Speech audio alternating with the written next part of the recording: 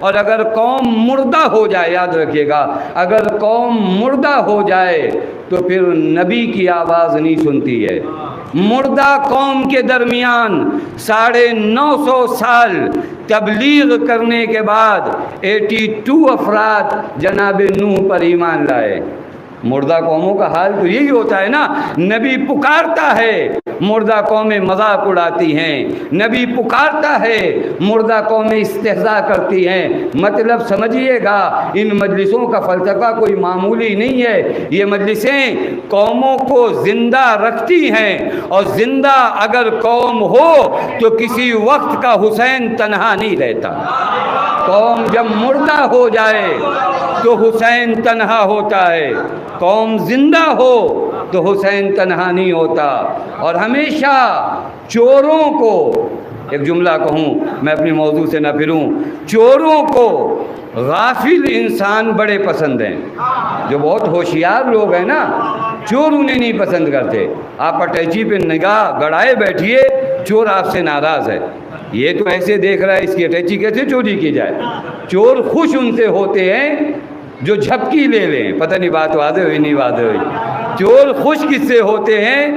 جو جھپکی لے لیں، یا جھپکی لیا، چونکہ وہاں کے بعد ان کا کام آسان ہوتا ہے۔ مطلب سمجھیں، مردہ اگر قومیں ہو جائیں تو جو دین کے چور ہیں انہیں دین کا سرمایہ لوٹنا آسان ہوتا ہے۔ اب یہیں سے سمجھیے گا بعضوں کو یہ مجلسیں کھلتی کیوں ہیں، کیونکہ جب دین کا سرمایہ لوٹنا چاہتے ہیں تو ان مجلسوں نے اتنا زندہ کر رکھا ہے، توجہ فرمائیں، ان مجلسوں نے اتنا زندہ کر رکھا ہے کہ انہیں بڑا کھلتا ہے، کیونکہ مجلس کر کے زندہ ہو جاتے ہیں۔ یہ سوتے ہی نہیں، کوئی بولے نہ بولے، آپ بولتے ہو نہیں بولتے؟ کہیں پر بھی ظلم ہو آپ کیوں بولتے ہو؟ کسی کے ساتھ بھی ظلم ہو آپ کیوں بولتے ہو؟ چونکہ آپ اس علی کے ماننے والے ہیں کہ جب وہ اپنے سلطنت کے زمانے میں نکلے ہیں اور بازار میں ایک فقیر کو مانگتے ہوئے دیکھا تو حضرت نے فرمایا ومن ھذا، یہ کیا ہے؟ عربی میں من اور ماں میں بڑا فرق ہے۔ ما ھذا کہا جائے تو یہ کیا ہے، من ھذا کہا جائے تو یہ کون ہے۔ حضرت نے جب کسی فقیر کو مانگتے ہوئے دیکھا، یہ نہیں پوچھا من ھذا، یہ کون ہے، حضرت یہ بتا رہے ما ھذا، یہ ہے کیا۔ یعنی اگر مملکت اسلامی ہے تو اس مملکت اسلامی میں کوئی بھیک مانگے یہ عیب ہے، فرق نہیں پڑتا وہ کس قوم سے تعلق رکھتا ہے، وہ کس قبیلے۔ کسی نے کہا مولا یہودی ہے، حضرت نے فرمایا یہودی ہی صحیح۔ اب سمجھیے کہ بیداری کہاں، حضرت نے کہا یہودی ہی صحیح، حکومت کس کی ہے، حکومت اسلامی ہے یا نہیں؟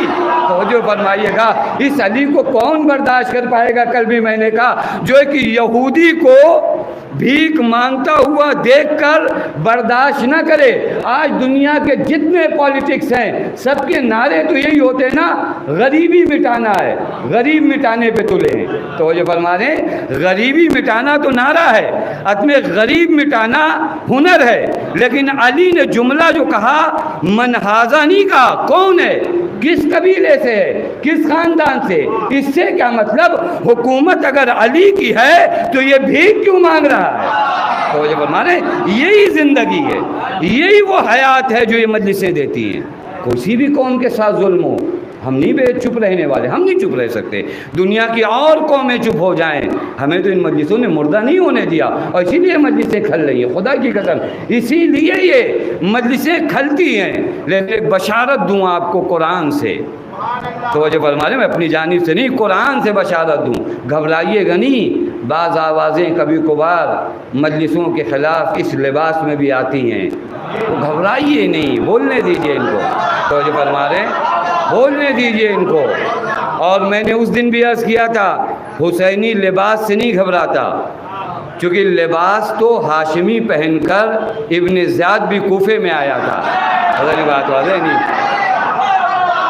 ابن زیاد نے جب کوفے میں انٹری کیا ہے اپنے خاندان کا لباس پہن کے نہیں آیا، توجہ فرما دیں، ابن زیاد بھی وہ لباس پہن کے آیا جو بنی ہاشم پہنتے تھے، تو جو فرما رہے ہیں تبھی کوفے میں انٹر ہوا، لہذا آپ بھی سمجھیے گا، ہر کوئی ابا کبا لگا کر آ جائے تو ہاتھ مت چومیے۔ دیکھیے اگر خلاف قرآن باتیں کر رہا ہے، ہمارا امتیاز لباس نہیں ہے، ہم لباس سے کسی کو نہیں پہچانتے کہ آپ نے کتنا بڑا امامہ لگایا ہے، ہم تو قرآن و حدیث کو سامنے رکھتے ہیں۔ خلاف قرآن بات کرو گے، خلاف حدیث بات کرو گے تو تمہارے امامے کو نہیں پہچانتے، تمہاری باتوں کو پہچانتے ہیں۔ لہذا یہ قوم دھوکہ کھانے والی نہیں ہے۔